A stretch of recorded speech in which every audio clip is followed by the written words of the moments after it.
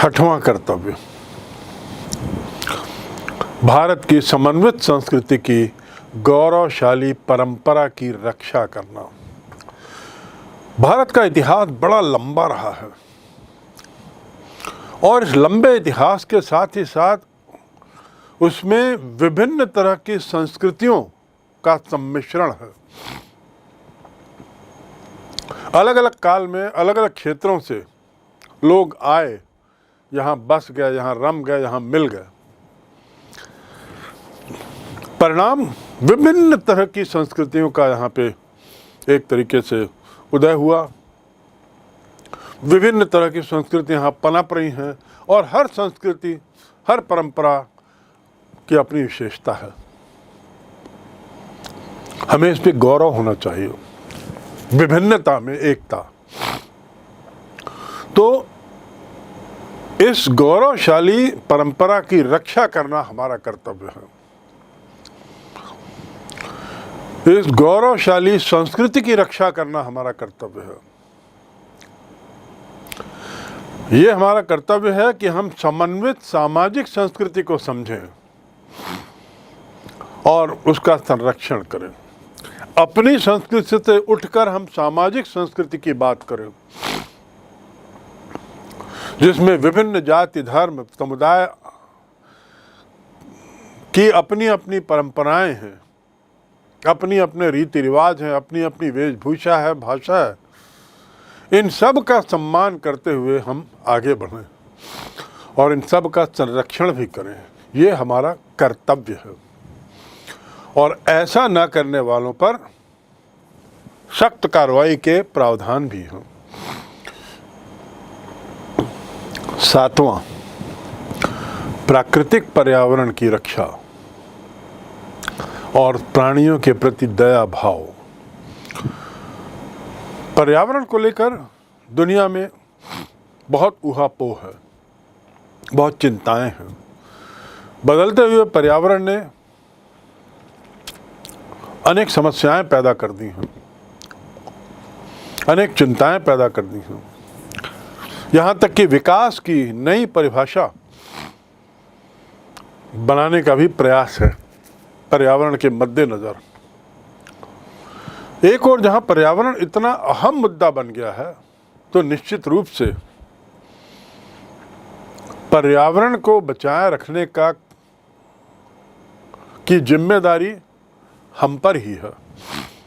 अर्थात हम लोगों का ये कर्तव्य है कि हम पर्यावरण के साथ छेड़छाड़ ना करें, हम पर्यावरण की सदैव रक्षा की चेष्टा करें, हम जानवरों के प्रति दयावान रहें, उनके प्रति निष्ठुर ना हो।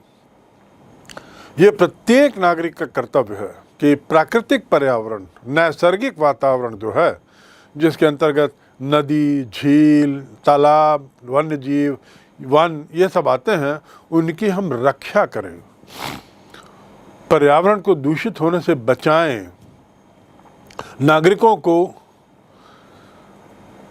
बार बार इस बात के प्रति सजग करें कि वे प्राणियों के प्रति, अन्य जीवधारियों के प्रति दया भाव रखें।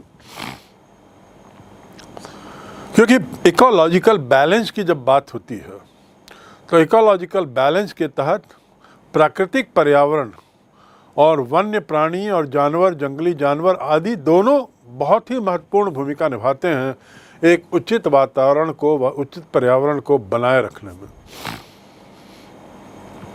तो ये अपेक्षा की जाती है एक अच्छे नागरिक से कि वह प्राकृतिक पर्यावरण की रक्षा करने में योगदान दे, जीव जंतुओं के प्रति दयावान रवैया अपनाए और ऐसा करते हुए वह इकोलॉजिकल बैलेंस को बनाए रखने में अपनी भूमिका एक अच्छे नागरिक के नाते निभाए।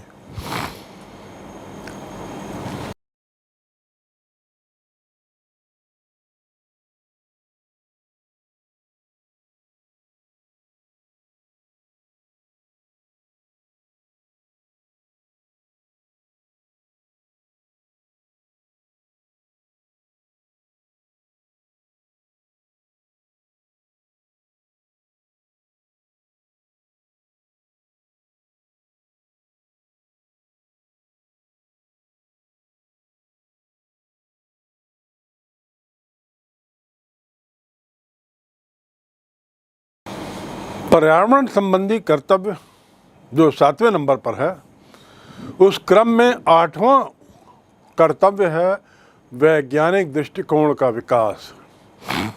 वैज्ञानिक दृष्टिकोण से तात्पर्य क्या है?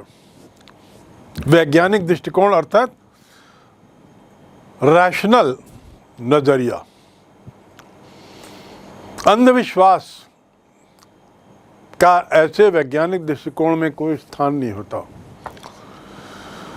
तो वैज्ञानिक दृष्टिकोण, मानवतावाद और ज्ञानार्जन का विकास प्रत्येक नागरिक का ये कर्तव्य है। प्रत्येक नागरिक से अपेक्षा है कि वह वैज्ञानिक दृष्टिकोण अपनाए, कारण प्रकारण इस पर ज़्यादा सोचे बजाय अंधविश्वास और दकियानूसी विचारों के।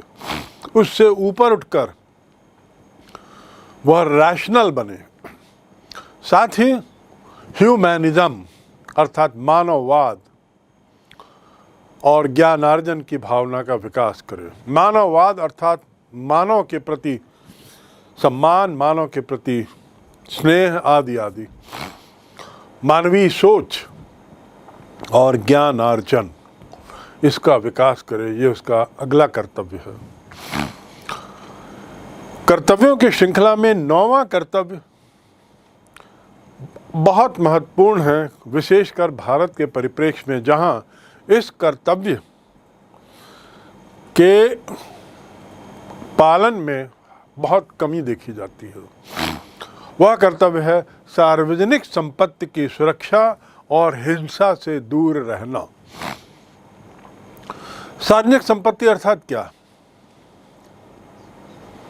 Garden, roads, hospital, guest house, circuit house, railway station, airport आदि आदि, ये सब जो है ये सार्वजनिक संपत्ति में आती है। ये सार्वजनिक संपत्ति किनके उपयोग और उपभोग के लिए है? हमारे और आपके। दुर्भाग्य से सार्वजनिक संपत्तियों का उस तरीके से संरक्षण नहीं हो पा रहा है जिस तरीके से होना चाहिए। मंदिर, ऐतिहासिक भवन, आर्किटेक्चर से के बड़े बड़े उदाहरण, चाहे वे कोई बड़े बड़े मंदिर ले लें, अजंता एलोरा की गुफाएं, खजुराहो का मंदिर, महाबलेश्वर मंदिर, कैलाश मंदिर और अन्य ऐसे जितने भी भवन हैं, ये भी सार्वजनिक हैं। पर यहाँ जब हम जाते हैं तो हम देखते हैं कि बहुत से लोग हम में से इनकी दीवारों पर कुछ लिख देते हैं, इनके पत्थरों में छेद करके अपना नाम या कुछ ऐसा लिख देते हैं जो अनुचित है। पुरानी जो धरोहर हैं, किले हैं, उनकी ईंटों को तोड़ बैठते हैं और ऐसा करते हुए वे उस ऐतिहासिक भवन को नुकसान पहुंचाते हैं। एक अच्छे नागरिक का ये कर्तव्य है कि वह इन सार्वजनिक संपत्ति को नुकसान ना पहुंचाए बल्कि उसकी सुरक्षा करे। उसकी सुरक्षा का दायित्व हर जगह सरकार पर नहीं बढ़ा जा सकता। सरकार की पहुंच हर जगह नहीं है और ना हो सकती है। जरूरी है कि हम और आप इसको नुकसान होने से बचाएं, ऐसा गलत कार्य करने वालों को रोकें जो इन भवनों को, सार्वजनिक संपत्ति को नुकसान पहुंचा रहे हैं। तो उनकी सुरक्षा की हम पे बहुत बड़ी जिम्मेदारी है और साथ ही हिंसा से दूर रहना। 10वां और अंतिम कर्तव्य व्यक्तिगत और सामूहिक उत्कर्ष का प्रयास, उन्नति का प्रयास, खुद की उन्नति और समाज की उन्नति, इसका प्रयास करना। नागरिकों का एक कर्तव्य है कि वे सामूहिक गतिविधियों के सभी क्षेत्र में उन्नति का प्रयास करें और यदि ऐसा करते हैं तो राष्ट्र निरंतर प्रगति की ओर बढ़ेगा, उपलब्धि की नवीन ऊंचाइयां पाएगा और विश्व स्तर पर एक अपना स्थान बना पाएगा। ये सब तभी संभव है जब देश के नागरिक अपने व्यक्तिगत उत्कर्ष का और अपने सामाजिक उत्कर्ष का चैतन्य रूप से प्रयास करें। इस प्रकार मूल अधिकारों के बाद हमने ये मूल कर्तव्य देखे। मूल अधिकार जहाँ 6 हैं वहाँ मूल कर्तव्य 10 हैं, और इसके बारे में अब हमने अच्छी तरह समझ लिया। उम्मीद है कि हम आप जो आज इसकी बारीकी से अध्ययन किए हैं वे अब अपने कर्तव्यों के प्रति और जागरूक होंगे और सजग होंगे, और सुनिश्चित करेंगे कि किसी सार्वजनिक संपत्ति का नुकसान न करें, सुनिश्चित करेंगे कि राष्ट्र प्रतीक जो हैं उनका सम्मान करें, सुनिश्चित करेंगे कि वैज्ञानिक दृष्टिकोण रखें, अंधविश्वास और दकियानूसी विचारों से हटकर आदि आदि। नवंबर 2001 में निःशुल्क और अनिवार्य शिक्षा को एक मौलिक अधिकार बनाया गया। नवंबर 2001 में निःशुल्क और अनिवार्य शिक्षा को एक मौलिक अधिकार बनाया गया। संविधान संशोधन 51A के तहत शिक्षा के अवसर प्रदान करना माता पिता का मौलिक कर्तव्य है। अतः मूल कर्तव्यों की संख्या 11 हो गई। ये एक तरीके से मौलिक अधिकार बन गया है। यद्यपि वो 6 अधिकारों की श्रेणी में नहीं है, पर कर्तव्य के नाते, मौलिक कर्तव्य के नाते सभी पालकों को का ये कर्तव्य है कि वे अपने बच्चों की शिक्षा सुनिश्चित कराएं। और यह किस अनुच्छेद के तहत? 51A के तहत। इस प्रकार हम कह सकते हैं कि मूल कर्तव्यों की संख्या वर्तमान में 11 हो गई है। आखिर मूल कर्तव्यों का महत्व क्या है? मूल कर्तव्य क्यों, और इससे क्या फायदा हुआ, इसके न रहने से क्या नुकसान थे? तो फंडामेंटल्स या importance of fundamental duties, fundamental duty की महत्ता क्या है, महत्व क्या है? सर्वप्रथम ये लोकतंत्र की सफलता में सहायक होता है। मौलिक कर्तव्य को संविधान में डालने से ये फायदा हुआ कि लोग लोकतांत्रिक संस्थाओं का आदर करने के लिए विवश हुए। कुछ लोग ऐसे थे जो लोकतांत्रिक संस्थाओं का उचित आदर नहीं कर रहे थे। इसके आदर के मामले को कानूनी जामा देने से, संवैधानिक प्रावधान करने से जो राष्ट्रीय प्रतीक हैं उनका आदर होता है, उनका उचित आदर होता है, जिससे लोकतंत्र मजबूत होता है, लोकतांत्रिक शासन व्यवस्था मजबूत होती है। इसलिए मौलिक कर्तव्यों का जोड़ा जाना संविधान में बहुत आवश्यक था। लोकतंत्र में सहायक होने के अलावा मौलिक कर्तव्य ये सुनिश्चित करते हैं कि संकट के समय देश की सुरक्षा के लिए यहाँ का नागरिक तैयार है। मौलिक कर्तव्यों द्वारा नागरिकों को संकट के समय देश की सुरक्षा के लिए अपना सब कुछ न्यौछावर कर देने का, योगदान करने का जो आह्वान राज्य करता है, उसके तहत ये यहाँ के नागरिकों के लिए आवश्यक हो गया है कि वह इस कर्तव्य का निर्वाह करे, और ऐसा करते हुए जरूरत पड़े तो देश के लिए बलिदान भी करे। तो इस प्रकार मौलिक कर्तव्यों के जुड़ने से देश की सुरक्षा और सुनिश्चित हुई है। ये बाध्य कर दिया गया है कि यहाँ का हर नागरिक देश की रक्षा सुरक्षा में उचित समय आने पर योगदान देने के लिए तैयार रहे। मौलिक कर्तव्यों को जोड़ने का एक बहुत अच्छा परिणाम या एक बहुत अच्छा कारण एकता और अखंडता की रक्षा।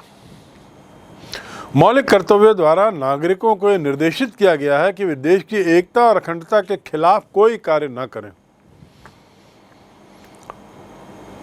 उन्हें इससे वंचित कर दिया गया है और बाध्य कर दिया गया है कि वह देश की अखंडता की रक्षा करने का प्रयास करें। सभी नागरिक यदि इसका ईमानदारी से पालन करेंगे तो निश्चित रूप से देश की संप्रभुता और देश की एकता स्थायी बनी रहेगी। दूसरे शब्दों में, मौलिक कर्तव्यों में इसका प्रावधान करके देश की संप्रभुता को, देश की एकता को और मजबूत करने में बहुत सहायता मिलती है। अगला बिंदु, अगला कारण, मौलिक कर्तव्यों को संविधान में जोड़ने से, 42वें संशोधन के तहत संविधान में जोड़ने से यह सुनिश्चित हुआ है कि देश की प्रगति में सहायक बना है। वैज्ञानिक दृष्टिकोण अपनाए जाने के कारण देश की प्रगति बेहतर होगी, भारत विकसित राष्ट्रों की श्रेणी में आ सकेगा और वैज्ञानिक सोच को बढ़ावा दिए जाने का जो सतत प्रयास होगा वह तभी शुरू होता है जब उसे कर्तव्यों की श्रेणी में लाकर संविधान में जोड़ा गया।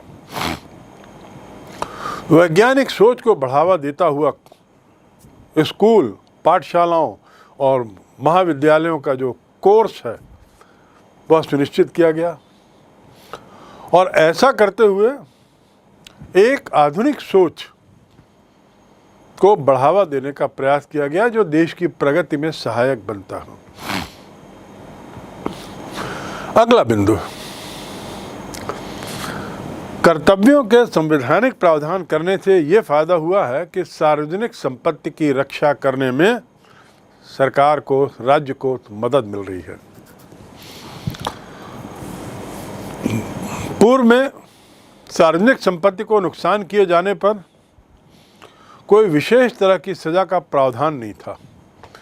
परिणाम यह था कि उच्छृंखलता बहुत जगह दिखाई दे रही थी और गैर जिम्मेदाराना तरीके से समाज के कई लोग ऐसी सार्वजनिक संपत्ति को नुकसान पहुंचा रहे थे।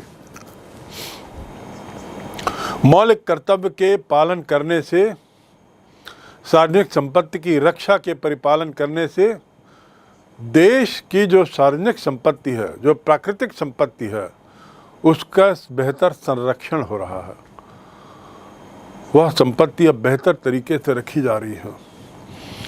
किसी समय में एक बहुत छोटा सा उदाहरण, आप अधिकतर सरकारी कार्यालयों में, सार्वजनिक क्षेत्रों में आप पाते थे कि पान के दाग, पान थूकने के दाग पूरी दीवार से पटी रहती थी। हर कमरे का कोना उससे पटा रहता था। आज ये बहुत कम है। उसके दो कारण हैं। एक तो कर्तव्यों के प्रति जागरूकता बढ़ी है, सार्वजनिक संपत्ति की रक्षा के लिए बेहतर प्रयास किए जा रहे हैं, और दूसरी ओर इसके लिए सजा के भी प्रावधान हैं। आपने पढ़ा होगा कि थूकने पर कुछ आर्थिक दंड भी दिया जाता है और ये दंड देने का प्रावधान संवैधानिक किया गया इसी के तहत, जो जिसमें सार्वजनिक संपत्ति की रक्षा को हमारे कर्तव्यों में जोड़ा गया। छठवां कारण कर्तव्यों को संविधान में जोड़ने का, संस्कृति की रक्षा और संरक्षण। जैसा मैंने बारंबार कहा, भारतीय संस्कृति विविधता की संस्कृति है और ये तभी संभव है विविधता को बनाए रखना जब ये सुनिश्चित किया जाए कि मेरी संस्कृति किसी दूसरे की संस्कृति पर हावी ना हो, दूसरे की संस्कृति को कुचलने, दबाने के लिए विवश न किया जा रहा हो। ऐसी स्थिति को बनाए रखने के लिए ये जरूरी था कि हमारे कुछ कर्तव्य इससे जुड़े हुए हों। संस्कृति की रक्षा और संरक्षण के कर्तव्य को जोड़ने से के अच्छे परिणाम ये हुए कि सभी राज्यों की परंपराएं और भावनाएं अक्षुण्ण हैं।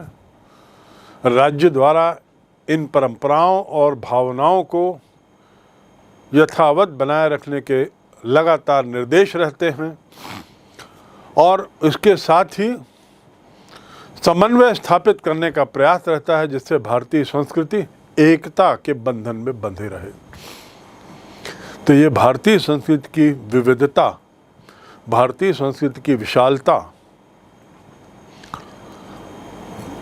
तभी संभव है जब संस्कृति की रक्षा और संरक्षण को लेकर इस देश के नागरिक सजग हों, जागरूक हों, और ये तभी संभव हुआ या बेहतर हुआ जब इनको कर्तव्यों के मातहत जोड़ा गया। अब आखिरी जो उसका महत्व है वह है विश्व बंधुत्व की भावना का विकास होता है। ये जो फंडामेंटल ड्यूटीज़ हैं, इसमें एकता की बात है, अखंडता की बात है, सद्भावना, भाईचारा आदि आदि ऐसे विचार हैं, ऐसे आदर्श हैं, और ये सभी आदर्श मानवीय दृष्टिकोण से विश्व बंधुत्व की भावना को विकसित करते हैं। तो यदि हम अपने ही देश में इन भावनाओं को पनपने दें, इन भावनाओं का वार्धक्य करें, सद्भावना की भावना, अखंडता की भावना, एकता आदि आदि, निश्चित रूप से ये विश्व बंधुत्व को प्रभावित करेगा, पॉजिटिव तरीके से प्रभावित करेगा। तो विश्व बंधुत्व की भावना का विकास कर्तव्यों को संविधान में जोड़ने का अंतिम कारण। इससे स्पष्ट है कि मौलिक कर्तव्यों के पालन से हमारा लोकतंत्र मजबूत होगा, और इसीलिए मौलिक कर्तव्य भी भारत के संविधान के महत्वपूर्ण अंग माने गए।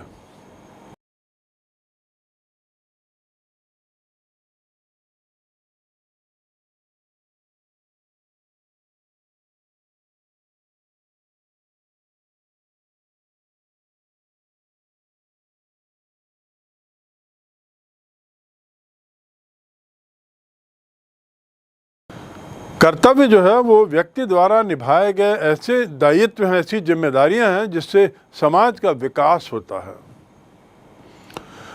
समाज का विकास होता है, ऐसी कुछ जिम्मेदारियां हैं। कर्तव्य जो है वह जिम्मेदारी है,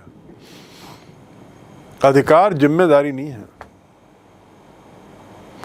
कर्तव्य वस्तुतः कुछ ऐसे निश्चित और अवश्य किए जाने वाले कार्यों को कहते हैं जो कि एक सभ्य समाज में व्यक्ति को प्राप्त अधिकारों के बदले में करने पड़ते हैं। मैं फिर से दोहरा दूं, ऐसे निश्चित और अवश्य किए जाने वाले कार्य, निश्चित कार्य और अवश्य किए जाने वाले कार्य जो कि एक सभ्य समाज में, एक अच्छे राज्य में रहने वाले व्यक्ति को प्राप्त अधिकारों के बदले में मिलते हैं। आपको ये अधिकार है तो आपको ये कर्तव्य भी है। आप केवल अधिकारों की बात नहीं कर सकते या आप केवल कर्तव्यों की बात नहीं कर सकते, ऐसी स्थिति तो आती ही नहीं है। तो इस प्रकार कुछ मूल कर्तव्य भी हैं, फंडामेंटल ड्यूटीज। और कर्तव्य क्या है? बहुत छोटी परिभाषा है, बड़ी स्पष्ट है। करने योग्य कार्य कर्तव्य, करने योग्य कार्य कर्तव्य। 26 जनवरी 1950 को जब संविधान लागू हुआ था तो याद रखेंगे उस समय केवल अधिकारों का जिक्र था उस संविधान में। 26 जनवरी 50 को जब संविधान लागू हुआ था तो इस संविधान की पुस्तक में कर्तव्यों का जिक्र नहीं था, केवल अधिकारों का था। और ऐसा कहना गलत नहीं होगा कि संभवतः हमारे संविधान निर्माता मानते थे कि भारतीय नागरिक अपने कर्तव्यों को बखूबी जानता है और उसको संवैधानिक जामा पहनाने की जरूरत नहीं है।